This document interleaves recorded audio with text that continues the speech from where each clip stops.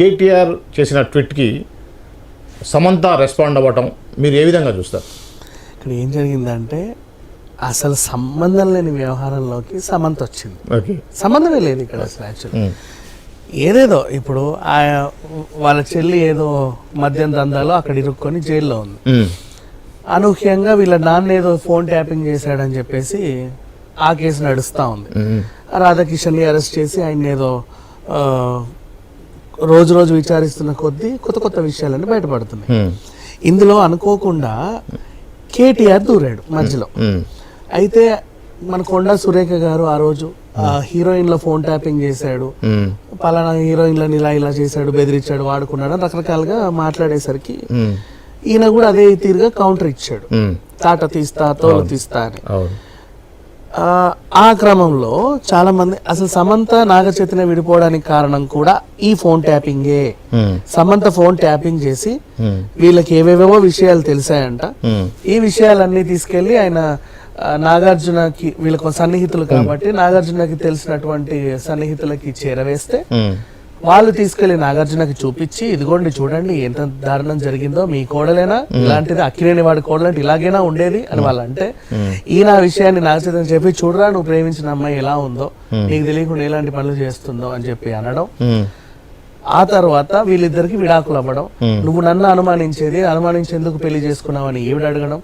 అప్పుడు తెలియదులే నీ గురించి, ఇప్పుడు తెలిసి వచ్చిందని ఆయన అనడం. ఇలా విడిపోయారని ఒక కథ వచ్చింది బయటికి. ఒక కథ బయటకు వచ్చింది. ఇప్పుడు విషయానికి వస్తే ఈ కథ బయటకు వచ్చిన ఫోన్ ట్యాపింగ్ వల్ల సమంత నాగచైతన్య విడిపోయారు అని అన్నా కూడా అది కేటీఆర్ కి రాల శాపం, సమంతకి శాపం అయింది. అంటే సమంత ఫోన్ ట్యాప్ అవ్వడం వల్ల వీళ్ళు విడిపోయారు అంటే ఆ సమంత ఫోన్ లో జరగకూడనివి, తెలియని కూడినవి, ఏదో పర్సనల్ పిచ్చి పిచ్చి ఉన్నట్టే కదా. అంటే ఆవిడకి నిజంగా ఎఫ్ఐఆర్లు ఉన్నాయని వీళ్ళు డిక్లేర్ చేసినట్టేగా. అంతే కదా. నీ ఫోన్ ట్యాపింగ్ బయటపడ్డందుకే నిన్ను వదిలించుకున్నాడు అంటే నీ ఫోన్లో ఏమో ఉండకూడని ఏమో ఉన్నాయి, మాట్లాడకూడని మనుషులతో నువ్వేదో మాట్లాడావు, చేయకూడని పనులేమో నువ్వు చేసావు అని వీళ్ళు నిర్ధారించారు. అంతేగా సింపుల్ గా. అసలు సమంత ఎందుకు వచ్చింది మధ్యలో? ఆ పిల్లకి ఏం తెలుసు అసలు? వాళ్ళేదో విడాకులు తీసుకున్నారు, హ్యాపీగా విడిపోయారు, అందరూ బాగానే ఉన్నారు. 4 ఏళ్ళు అయింది ఇప్పటికి కూడా. నిన్నగాక మొన్న అమెజాన్ ప్రైమ్ వాళ్ళ ఈవెంట్ పెడితే సిటాడెల్ తరఫున ప్రచారానికి ఈవిడ వచ్చింది. ఆయన దూత వెబ్ సిరీస్ 2 పార్ట్లు ఆయన వచ్చాడు. అఫ్ కోర్స్ మాట్లాడుకునే తర్వాత సంగతి. మొన్న బిగ్ బాస్ షో సీజన్ 7 ప్రారంభోత్సవం టైంలో విజయ్ దేవరకొండ వచ్చినప్పుడు అప్పుడు సమంత సినిమాలో హీరోయిన్ ఖుషీలో ఏంటి మీ హీరోయిన్ సమంత రాలేదా నాగార్జున గారు అడిగారు సరదాగా. చాలా చక్కగా ఉన్నారు వీళ్ళందరూ, బాగున్నారు, ఏం ప్రాబ్లం లేదు, విడిపోయి కూడా. అండ్ ఇప్పటికీ స్టార్ హీరోయిన్ గానే ఉంది సమంత. అవును, ఏ మాత్రం తగ్గదు ఆమె క్రేజ్. ఇటువంటి రూమర్స్ వల్ల తన కెరీర్ కి డ్యామేజ్ కాదు కదా. ఇప్పుడు ఫోన్ ట్యాపింగ్ వల్ల ఏంది అంటే, ఇప్పుడు అదే ఫోన్ ట్యాపింగ్ వల్ల నాగచైతన్యని సమంత వదిలేసిందంటే ఆడు మగాడ్రా బుజ్జి అంటారు. ఇప్పుడు సమంత ఫోన్ ట్యాపింగ్ అయితే నీవేంటి తిరిగిపోతా అని ఎట్లా మాట్లాడతారు మామూలుగా. ఇప్పుడు సంబంధం లేని చోట సమంత తిరుక్కుంది గా చెప్పాలి. రకుల్ ప్రీత్ సింగ్ కూడా సంబంధం లేని వ్యవహారంలో ఏదో ఆయనతో ఐపీఎల్ కి వెళ్ళి ఇట్లా చప్పట్లు కొట్టిన పాపానికి ఆమె అక్కడ ఎందుకు ఉందో, ఈయన అక్కడ ఎందుకు నిల్చొని చప్పట్లు కొట్టుకున్నాడో, ఎందుకు ఫోటోలు తీసుకున్నాడో తెలియదు కానీ ఆ పిల్ల ఇరుక్కుంది. ఈ వ్యవహారం నడుస్తా ఉంటే 4-5 రోజుల నుంచి అందరూ సమంత క్యారెక్టర్ గురించి మాట్లాడుతున్నారు. నిన్నగాక మొన్న కూడా ఒక నెటిజన్ సమంతను ఏమడిగాడంటే, మా నాగచైతన్య నువ్వు ఎందుకు మోసం చేసావు అని అడిగాడు. దానికి ఆమె ఘాటుగా రిప్లై ఇచ్చింది. ఇది నడిచే క్రమం నేను చూడలే ఏమనిచ్చింది. మామూలుగా సమంత కూడా అంటే ఇవ్వాల్సిన వాళ్ళకి ఇతను ఒకడానే కాదు అందరికి రిప్లై ఇస్తుంది సమంత. అంటే నాట్ ఓన్లీ ఎవడైనా సరే ఏమైనా నెట్ లో ఆమెకి ప్రతికూలంగా నెగిటివ్ గా మాట్లాడితే సమంతనే కదా రేణుదేశాయ్ అయినా సరే వీళ్ళు ఎప్పటికప్పుడు కౌంటర్ ఇస్తానే ఉంటారు. అండ్ నెక్స్ట్ ఆవిడ ఇచ్చిన తర్వాత ఇప్పుడు అది కూడా వార్త బాగా వైరల్ అవుతా ఉంది. ఈ క్రమంలో ఏమైందంటే కేటీఆర్ జీవితంలో మీకు ఎన్ని సమస్యలు వచ్చినా చిరునవ్వుతో ఎదుర్కోండి అని చెప్పి ఒక స్మైల్ ఇచ్చి ఒక ఫోటో పెట్టాడు. అవసరమా? సరే పెట్టావు ఏదో ఒకటి. దానికి సమంత చూసింది, ఆవిడ కంట పడింది. మా జీవితాలన్నీ సర్వనాశనం చేసి వ్యవహారంలో అనవసరమైన వ్యవహారంలోకి మమ్మల్ని లాగి చిరునవ్వుతో ఎదుర్కోండి అని ఒక స్మైల్ పెడతావా, నీకు దండం రా నాయన అని పెట్టి ఒక దండం పెట్టింది. అది జరిగింది. ఇప్పుడు ఏదైనా సరే గతంలో చిరంజీవి గారి స్టేట్మెంట్ చూశాను, రకరకాల కామెంట్స్ వస్తూ ఉంటాయి, దానికి స్పందించిన కొద్దీ అది ఎక్స్టెన్షన్ అవుతూ ఉంటుంది ఇష్యూ. కామ్గా ఉంటే అదే కామ్ అయిపోద్ది అన్నట్టుగా ఇక్కడ కామ్ ఉండే పరిస్థితి లేదు. ఎందుకు సమంత ఎందుకు స్పందించాలి? ఇప్పుడు అది ఒక ఇష్యూ అయింది కాదు, అది ఒక టాపిక్ దొరికింది. ఎప్పటి నుంచో ఇప్పుడు వీళ్ళ విడాకులు అయి 4-5 ఏళ్ళు అయినా కూడా హింసిస్తానే ఉన్నారు.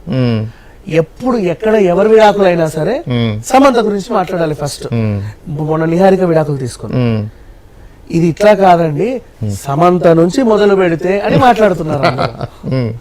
ఆమెకు ముందు కూడా విడాకులు తీసుకున్న వాళ్ళు చాలా మంది ఉన్నారు. అవును, కానీ వీళ్ళకి ఎవరు కనబడట్లా. సమంతే స్టార్ హీరోయిన్ లాగా ఉంది కాబట్టి. ఎగ్జాక్ట్లీ. ఇంకెవరైనా మొన్న చిరంజీవి గారి వాళ్ళ అమ్మాయి రెండో భర్తతో విడిపోయినప్పుడు కూడా ఇవి అంటే వీళ్ళు విడిపోయేటప్పుడు ఏం చేస్తున్నారంటే ఫస్ట్ ఇన్స్టాలో వాళ్ళ పేర్లు మార్చుకుంటున్నారు, తర్వాత వీళ్ళ ఫోటోలు వాళ్ళ ఫోటోలు వీళ్ళు డిలీట్ చేస్తున్నారు. సో దాంతో అర్థమైపోతుంది, కొన్నాళ్ళ తర్వాత ప్రకటించేస్తున్నారు. సేమ్ ఈ ఫండ్ అని మిగతా వాళ్ళు ఫాలో అవుతున్నారు. అంటే అంతకుముందు ఎంతమంది చేశారో తెలియదు కానీ సమంత వాళ్ళు చేసినప్పటి నుంచి బాగా ట్రెండింగ్ లోకి వచ్చింది. ఆ తర్వాత నేను ఒక చిన్న ఎగ్జాంపుల్ చెప్తా ఈ సందర్భంగా. నా ఫ్రెండ్ ఆ మధ్య BMW కారు కొన్నాడు. BMW కారు కొన్నప్పుడు నేను ఫాస్ట్గా వచ్చేసిందంటే అన్న నాది వెయిటింగ్లో ఉంది, కాకపోతే ఏంటంటే నిహారిక బుక్ చేసింది ఇది. సో వాళ్ళ హస్బెండ్ డాక్యుమెంట్స్ పెట్టేసి తీసుకుంటుంది కాకపోతే అది పెండింగ్ పడతా ఉంది. సో నేను అడిగా, నాకు వెయిటింగ్లో ఆల్రెడీ ఉంది ఇవ్వండి అంటే, ఇది నిహారిక గారు బుక్ చేసిందండి, ఇవ్వడం కుదరదన్నారు. అది అట్లే ఉంటుంది, అప్పుడు అది వాళ్ళు తీసుకోవట్లేదు కాబట్టి క్యాన్సిల్ చేసి అదే వెహికల్ నాకు ఇచ్చారు అన్నారు. అప్పుడే ఎప్పుడు 1.5 year బ్యాకే, అంటే డివోర్స్ అనేది ఇష్యూ బయట రాకముందే వాళ్ళ మధ్యలో గొడవలు జరుగుతున్నాయి బయటకు వచ్చింది. అంటే నేను చెప్పేది అంటే మీడియాలో ఏదో విధంగా బయటకు వచ్చేస్తుంది, పెద్ద విషయం కాదు, తెలిసిపోతుందండి, చాలా సింపుల్ గా తెలిసిపోతాయి. అయితే ఇట్లా వీళ్ళు అన్ని కట్ చేసి ఇచ్చేసరికి సేమ్ ఇదే ఫండ్ అని నెక్స్ట్ వాళ్ళు మన కళ్యాణ్ దేవ్ వాళ్ళు అలాగే ఫాలో అయ్యారు, నిహారిక దంపతులు అదే ఫాలో అయ్యారు. ఆ తర్వాత కొంతమంది అదే ఫాలో అవుతా వచ్చేసి ఇదేదో బాగుంది కదా అని చెప్పేసి సంబంధం అంతేగా పేరు తీసింది, ఫస్ట్ ఇంటి పేరు తీసేసింది. ఫస్ట్ వీళ్ళు పేర్లు పేర్ల వెనకాల తోకలు కత్తిరించి పేర్లు మార్పులు చేస్తున్నారు, ఫోటోలు డిలీట్, పెళ్లి ఫోటోలు పూర్తిగా డిలీట్, ఇట్లా ఇవన్నీ చేసేసరికి జనాలకి ఒక ఏదో ఉంది, ఏదో అవుతుంది సంథింగ్ అని ఒక సీక్వెన్స్ సేమ్ వీళ్ళందరూ ఫాలో అయ్యేసరికి ఎవరు ఎప్పుడు ఇన్స్టాలో వాళ్ళ ఫోటోలు వీళ్ళ ఫోటోలు డిలీట్ చేసినా సమంత గురించి మాట్లాడండి ఆ టాపిక్ ఎండ్ అవ్వట్లా. గతంలో మనం సమంత గురించి తెలుసుకుంటే అని స్టార్ట్ చేస్తారు.